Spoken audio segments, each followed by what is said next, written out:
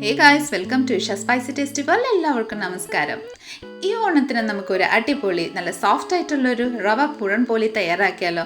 കഴിഞ്ഞ ഓണത്തിൽ ഞാൻ നമ്മുടെ ട്രഡീഷണൽ ആയിട്ടുള്ളൊരു കടലപ്പരിപ്പ് ചേർത്ത് പുഴൻ പോളി തയ്യാറാക്കിയിട്ടുണ്ടായിരുന്നു. പക്ഷേ ഈ ഒരു ഓണത്തിന് നമുക്ക് റവ ചേർത്തൊന്ന് തയ്യാറാക്കാം. അതും വളരെ ഹെൽത്തി ആയിട്ടുള്ളൊരു മൈദമാവ് ചേർക്കാണ്ട ഗോതമ്പൊടി യൂസ് ചെയ്താണ് നമ്മുടെ ഈ ഒരു പുഴൻ പോളി തയ്യാറാക്കുന്നത്. അപ്പം നമ്മുടെ ഈ ഒരു റെസിപ്പി നിങ്ങൾക്ക് എല്ലാവർക്കും ഇഷ്ടപ്പെടുന്നതായിരിക്കും. സോ റെസിപ്പി എല്ലാവരും സ്കിപ്പ് ചെയ്യാതെ കണ്ടുള്ളൂ കേട്ടോ. കണ്ടതിന് ശേഷം എന്തെങ്കിലും ഫീഡ്ബാക്ക് എന്നിൽ അറിയിക്കാൻ മറക്കല്ല. അപ്പോൾ പെട്ടെന്ന് തന്നെ നമുക്ക് ഈ ഒരു അടിപൊളി റവ പുഴൻ പോളി എങ്ങനെ തയ്യാറാക്കുന്നതെന്ന് നോക്കിയിട്ട് വന്നാലോ. അതിനായിട്ട് ഒരു ബൗൾ എടുത്തിട്ടുണ്ട്. ആ ബൗളിലോട്ട് ഞാനിവിടെ 1 കപ്പ് ശർക്കരയാണ് എടുത്തിരിക്കുന്നത്. ശർക്കര നമ്മുടെ ബൗളിലോട്ട് ചേർത്തതിന് ശേഷം നമുക്കിതിലോട്ട് ഒരു 3 കപ്പ് വെള്ളം ഒന്ന് ചേർത്ത് കൊടുക്കാം. വെള്ളം ചേർത്തതിന് ശേഷം നമുക്കിതിലോട്ട് ഒരു 1/2 കപ്പ് പഞ്ചസാര ചേർത്ത് കൊടുക്കാം. നിങ്ങൾക്ക് വേണമെങ്കിൽ 1.5 കപ്പ് ശർക്കര ചേർത്താലും കുഴപ്പമില്ല. പക്ഷേ നമ്മൾ 1/2 കപ്പ് പഞ്ചസാരയും 1 കപ്പ് ശർക്കര ചേർത്ത് തയ്യാറാക്കുമ്പോൾ ഇതിന് പ്രത്യേക ഒരു ടേസ്റ്റാണ് കേട്ടോ. ഇത് നന്നായിട്ടൊന്ന് തിളപ്പിക്കാൻ വേണ്ടിയിട്ട് സ്റ്റവ് ഓൺ ചെയ്ത് വെച്ച് കൊടുക്കാം. ഇത് തിളയ്ക്കുന്ന സമയം കൊണ്ട് നമുക്ക് ആട്ട, അതായത് നമ്മുടെ ഗോതമ്പൊടി ഒന്ന് കുഴച്ച് നന്നായിട്ടൊന്ന് സോഫ്റ്റ് ആക്കി എടുക്കാം. ഒരു ഹെൽത്തി ആയിട്ടുള്ള ഒരു പുഴൻ പോളി തയ്യാറാക്കാനായിട്ട് ഞാനിവിടെ 2 കപ്പ് ഗോതമ്പൊടിയാണ് യൂസ് ചെയ്തേക്കുന്നത്. നിങ്ങൾക്ക് വേണമെങ്കിൽ മൈദ മാത്രമാണെങ്കിലും അല്ലെങ്കിൽ ഗോതമ്പൊടി 1 കപ്പും 1 കപ്പ് മൈദപ്പൊടിയാണെങ്കിലും ചേർത്ത് കൊടുക്കാം. ഞാനിവിടെ 2 കപ്പ് ഗോതമ്പൊടിയാണ് ചേർത്ത് കൊടുക്കുന്നത്. ഇനി ഇതിലോട്ട് ഒരു 2 ഞുള്ളു ഉപ്പും കൂടെ ഒന്ന് ചേർത്ത് കൊടുക്കാം. ഉപ്പ് ചേർത്തതിന് ശേഷം നമ്മുടെ പുഴൻ പോളിക്ക് ഒരു മഞ്ഞ കളറില്ലേ, അതിനായിട്ട് ഒരു 1/4 ടീസ്പൂൺ മഞ്ഞൾപ്പൊടിയും കൂടെ ചേർത്ത് നന്നായിട്ടൊന്ന് മിക്സ് ചെയ്ത് കൊടുക്കാം. നന്നായിട്ട് ഇതുപോലെ മിക്സ് ചെയ്തതിന് ശേഷം നമുക്ക് കുറേശ്ശെ വെള്ളം ചേർത്ത് ഇത് നല്ലൊരു സോഫ്റ്റ് ഡോ ആയിട്ട് നമുക്കൊന്ന് നീഡ് ചെയ്തെടുക്കാം. നന്നായിട്ടൊന്ന് കുഴച്ചെടുക്കാം കേട്ടോ. നല്ലൊരു സോഫ്റ്റ്നെസ് ഉണ്ടാവണം, അധികം ഒട്ടിപ്പിടിക്കുന്നതല്ല. നന്നായിട്ടൊരു സോഫ്റ്റ് ഡോ ആയിട്ട് നമ്മളിവിടെ കുഴച്ചെടുക്കുന്നുണ്ട്. നന്നായിട്ട് കുഴയ്ക്കുന്ന അത്രയും നമ്മൾക്ക് നന്ന സോഫ്റ്റ് ആയിട്ടുള്ളൊരു പുഴൻ പോളിയാണ് കിട്ടുന്നത്. അതുകൊണ്ട് നന്നായിട്ടൊരു 5 to 10 മിനിറ്റ് ഇതുപോലെ നന്നായിട്ടൊന്ന് കുഴച്ചെടുത്തോളൂ. നമ്മുടെ മാവ് ഇവിടെ നന്നായിട്ട് സോഫ്റ്റായിട്ട് തന്നെ നമ്മളിവിടെ കുഴച്ചെടുത്തിട്ടുണ്ട്. നിങ്ങൾക്ക് കാണുമ്പോൾ തന്നെ മനസ്സിലാവും എന്തുമാത്രം സോഫ്റ്റ്നെസ് ഉണ്ട്. അപ്പം ഇതുപോലെ ഒന്ന് കുഴച്ചതിന് ശേഷം നമുക്കിതിലോട്ട് ലേശം ഒരു 1/2 ടീസ്പൂണ് നമുക്ക് നെയ്യ് ഇതിൻ്റെ മേലെ കൂടെ ഒന്ന് ചേർത്ത് കൊടുത്തിട്ട് നന്നായിട്ടൊരു വീണ്ടും ഒരു 2 മിനിറ്റ് ഒന്ന് കുഴച്ചെടുക്കാം. നമ്മുടെ മാവ് ഇവിടെ നന്നായിട്ടൊന്ന് കുഴച്ചെടുത്തിട്ടുണ്ട്. ഇനി നമുക്കിത് ലിഡിറ്റ് ക്ലോസ് ചെയ്ത് ഒരു 1/2 മണിക്കൂർ നമുക്ക് റെസ്റ്റിന് വെച്ച് കൊടുക്കാം. നോക്കിക്കോളൂ, ലിഡിറ്റ് ക്ലോസ് ചെയ്ത് ഞാൻ റെസ്റ്റിന് വെച്ച് കൊടുത്തിട്ടുണ്ട്. ആ സമയം കൊണ്ട് നമ്മുടെ ശർക്കര ഇവിടെ നന്നായിട്ടൊന്ന് ഉരുകി വന്നിട്ടുണ്ട്. ഇനി ജസ്റ്റ് നന്നായിട്ട് ഒരു തിള വരുന്നിടം വരെ നമുക്കൊന്ന് വെയിറ്റ് ചെയ്യാം. നല്ലൊരു ബോയിൽ വന്നതിന് ശേഷം നമ്മുടെ ശർക്കര ഒന്ന് മാറ്റി വെച്ചതിന് ശേഷം നമ്മുടെ ഒരു പാന്, അതായത് നോൺ സ്റ്റിക്ക് പാനാണ് എടുത്തിരിക്കുന്നത്. പാൻ അടുപ്പത്ത് വെച്ചതിന് ശേഷം ഇതിലോട്ട് ഒരു 2 ടേബിൾ സ്പൂൺ നെയ്യ് ഒന്ന് ചേർത്ത് കൊടുക്കാം. നമ്മുടെ ഈ നെയ്യ് നന്നായിട്ടൊന്ന് മെൽറ്റ് ആയതിനു ശേഷം നമുക്കിതിലോട്ട് 1 കപ്പ് റവ ചേർത്ത് കൊടുക്കാം. നമ്മൾ സാധാരണ ഉപ്പുമാവ് ഉണ്ടാക്കുന്ന റവയില്ലേ, അതാണ് ഞാനിവിടെ ചേർത്ത് കൊടുക്കുന്നത്. ഇനി നമുക്ക് നന്നായിട്ടൊന്ന് റോസ്റ്റ് ചെയ്തെടുക്കാം. ആ ഒരു പച്ചമണം, റവയുടെ പച്ചമണം മാറുന്നിടം വരെ നമുക്ക് നന്നായിട്ടൊന്ന് റോസ്റ്റ് ചെയ്തെടുക്കാം. അധികം കളർ ചേഞ്ച് ആവാൻ പാടില്ല, കരിഞ്ഞു പോകാനൊന്നും പാടില്ല, ടേസ്റ്റേ മാറിപ്പോൾ അതൊന്ന് ശ്രദ്ധിച്ച് നന്നായിട്ടൊന്ന് റോസ്റ്റ് ചെയ്തെടുത്താൽ മതി കേട്ടോ.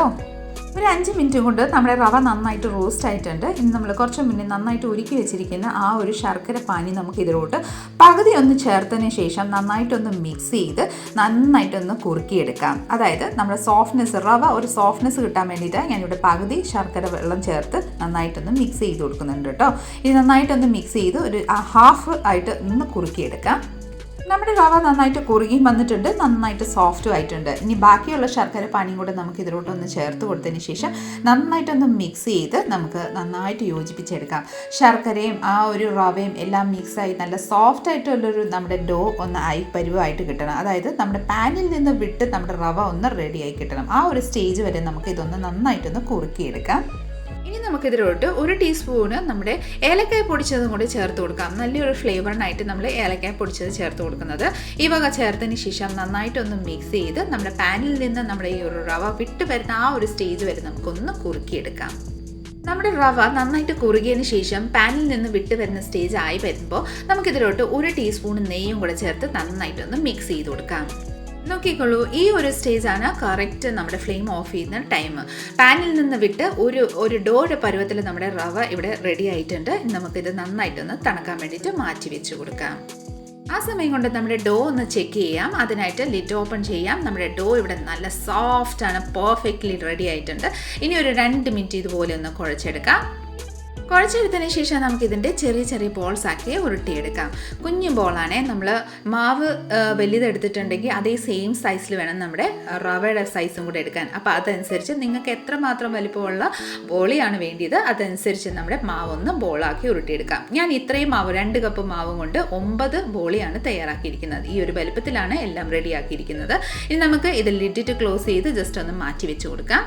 ഇനി നമ്മൾ റവയും കൊണ്ട് തയ്യാറാക്കിയിരിക്കുന്ന ആ ഒരു ഫില്ലിങ് ഇവിടെ നന്നായിട്ട് തണുത്ത് റെഡി ആയിട്ടുണ്ട്. ഇനി നമുക്ക് ഇതിൻ്റെയും കൂടെ അതേ സെയിം വലുപ്പത്തിൽ നമ്മൾ മാവിൻ്റെ ബോൾ ഉരുട്ടിയത് അതേ സെയിം വലുപ്പത്തിൽ നമുക്ക് ബോൾസ് ആക്കി എടുക്കാം കേട്ടോ. നോക്കിക്കോളൂ, നമ്മൾ ഇതുപോലെ ബോൾസ് ആക്കി റെഡി ആക്കിയിട്ടുണ്ട്. ഇതേ രീതിയിൽ തന്നെ നമുക്ക് ബാക്കി എല്ലാം ഒന്ന് ചെയ്തെടുക്കാം. ഞാനിവിടെ ബോൾസ് എല്ലാം നമ്മുടെ റവയുടെ ബോൾസ് എല്ലാം റെഡി ആക്കിയിട്ടുണ്ട്. ജസ്റ്റ് ഒന്ന് മാറ്റി വെച്ചതിന് ശേഷം നമുക്ക് പരത്താൻ വേണ്ടിയിട്ട് മാവ് ഒന്ന് എടുക്കാം. നമുക്ക് ഓരോ ബോൾസ് ആക്കി നമുക്ക് ഇതുപോലെ കൈമ എടുത്തതിന് ശേഷം നന്നായിട്ടൊന്ന് ഉരുട്ടി കൊടുക്കാം. ഇനി നമുക്ക് ഇത് കൈ കൊണ്ട് ജസ്റ്റ് ഒന്ന് പ്രസ് ചെയ്ത് തള്ളവിരലും കൊണ്ട് ജസ്റ്റ് ഇതുപോലെ ഒന്ന് പ്രസ് ചെയ്ത് റൊട്ടേറ്റ് ചെയ്ത് ഒരു പൂരിയുടെ അല്ലെങ്കിൽ ഒരു കുഞ്ഞു ഡവറയുടെ ഷേപ്പിലോട്ട് ഒന്ന് ആക്കിയെടുക്കാം. ഇതുപോലെ ഒന്ന് ആക്കിയതിന് ശേഷം ഇതിൻ്റെ നടുവിൽ നമ്മൾ റവയും കൊണ്ട് ബോൾസ് ആക്കി വെച്ചിരിക്കുന്ന അതൊന്ന് വെച്ച് കൊടുത്തതിന് ശേഷം നമുക്ക് സൈഡിൽ നിന്ന് പതിയെ ഒന്ന് പ്രസ് ചെയ്ത് നടുവിൽ നിന്ന് നന്നായിട്ടൊന്ന് പ്രസ് ചെയ്ത് സൈഡിൽ നിന്ന് വീണ്ടും ഇതുപോലെ ആ മാവ് ഒന്ന് എടുത്ത് നന്നായിട്ടൊന്ന് ഉരുട്ടി നന്നായിട്ടൊന്ന് നമ്മുടെ ആലു പറാഠ ഉണ്ടാക്കുന്ന പോലെ തന്നെ സ്റ്റഫിങ്സ് നന്നായിട്ടൊന്ന് പ്രസ് ചെയ്ത് സൈഡ്സ് എല്ലാം ഒന്ന് കൂട്ടി യോജിപ്പിച്ച് ഒന്ന് പ്രസ് ചെയ്തെടുക്കാം. നോക്കിക്കോളൂ, നന്നായിട്ട് ഇതുപോലെ റൊട്ടേറ്റ് ചെയ്യുമ്പോൾ ആ ഒരു മാവ് നടുവിൽ നിന്ന് ഇതുപോലെ ആകുമ്പോഴത്തേക്കിന് റൊട്ടേറ്റ് ചെയ്ത് ഒന്ന് പ്രസ് ചെയ്ത് സീൽ ചെയ്ത് കൊടുക്കാം.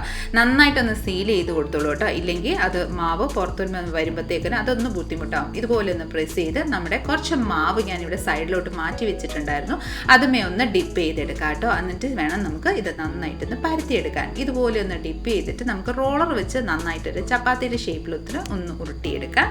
കൈ ഒന്ന് ലൂസായിട്ട് തന്നെ നമുക്ക് റോൾ ചെയ്തെടുത്താൽ മതി. അധികം ഹാർഡായിട്ട് കൊടുക്കാതെ കൈ ലൂസായിട്ടൊന്ന് വിട്ട് കഴിഞ്ഞാൽ തന്നെ റൊട്ടേറ്റ് ആയിട്ട് നമുക്ക് റൗണ്ട് ഷേപ്പിലൊന്ന് ആക്കിയെടുക്കാം കേട്ടോ. അപ്പോൾ ഇതാ നോക്കിക്കോളൂ, നല്ല പെർഫെക്റ്റ് ആയിട്ട് നമ്മളിവിടെ ചപ്പാത്തി അതായത് നമ്മുടെ ബോളി ഇവിടെ റെഡി ആക്കിയിട്ടുണ്ട്. നമുക്കിതൊന്ന് ചുട്ടെടുക്കാം. അതിനായിട്ട് ഒരു പാൻ അടുപ്പത്ത് വെച്ച് നന്നായിട്ടൊന്ന് ചൂടായതിന് ശേഷം കുറച്ച് നെയ്യ് ഒന്ന് സ്പ്രെഡ് ചെയ്ത് കൊടുക്കാം. നെയ്യ് സ്പ്രെഡ് ആയതിന് ശേഷം നമുക്കൊരു ചപ്പാത്തി അതായത് നമ്മുടെ പൂരൻ ബോളി നമുക്കിതിൻ്റെ മേലെ വെച്ച് നന്നായിട്ടൊന്ന് ചുട്ടെടുക്കാം കേട്ടോ. ഒരു സൈഡ് ഏകദേശം ഒന്ന് പൊള്ളി വരുമ്പോഴത്തേക്കിന് മറിച്ചിടാം. മറിച്ചിട്ടതിന് ശേഷം വീണ്ടും ആ ഒരു സൈഡ് നന്നായിട്ടൊന്ന് നമ്മൾ ചപ്പാത്തി ഒന്ന് ചുട്ടെടുക്കുന്ന അതേ രീതിയിൽ തന്നെയാണ് കേട്ടോ. ഇതുപോലെ ഒന്ന് ചുട്ടെടുക്കുമ്പോൾ നോക്കിക്കോളൂ, നന്നായിട്ടൊന്ന് പൊന്തി വരുന്നുണ്ട്. ഈ ഒരു സ്റ്റേജിൽ ജസ്റ്റ് ഒന്ന് ലൈറ്റായിട്ടൊന്ന് പ്രസ് ചെയ്ത് കൊടുത്തോളൂ കേട്ടോ. പ്രസ് ചെയ്യുമ്പോൾ നന്നായിട്ടൊന്ന് ചുട്ട് കിട്ടും. ഇതുപോലെ തന്നെ തിരിച്ചും മറിച്ചും നന്നായിട്ടൊന്ന് ചുട്ടെടുക്കാം. അതേ സെയിം രീതിയിൽ തന്നെ തിരിച്ചും മറിച്ചും നന്നായിട്ടൊന്ന് റോസ്റ്റ് ചെയ്ത് അതായത് നന്നായിട്ടൊന്ന് ചുട്ട് ചെയ്തെടുക്കാം കേട്ടോ. ഏകദേശം ഈ ഒരു പരുവത്തിലാവുമ്പോഴത്തേനും നമ്മൾ പ്ലേറ്റിലോട്ട് ഒന്ന് മാറ്റിയതിന് ശേഷം അതേ സെയിം രീതിയിൽ തന്നെ നമുക്ക് അടുത്തതും കൂടെ തയ്യാറാക്കി അതേ സെയിം രീതിയിൽ തന്നെ ഒന്ന് ചുട്ടെടുക്കാം കേട്ടോ.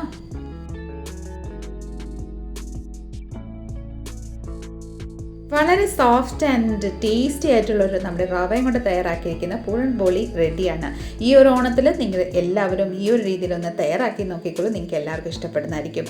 നല്ല സൂപ്പർ സോഫ്റ്റ് ആയിട്ടുള്ളൊരു പൂരൻ ബോളിയാണ്. ഇത് ജസ്റ്റ് ഒന്ന് മുറിച്ചതിന് ശേഷം നമുക്ക് അതിൻ്റെ ഉള്ളിലൊന്ന് നോക്കാം കേട്ടോ. നന്നായിട്ട് സ്റ്റഫിങ്സ് എല്ലാ ഭാഗവും നന്നായിട്ടൊന്ന് ആയിട്ടുണ്ട്. വളരെ ഈസി മെത്തേഡിലാണ് തയ്യാറാക്കി ഞാൻ കാണിച്ചു തന്നേക്കുന്നത്.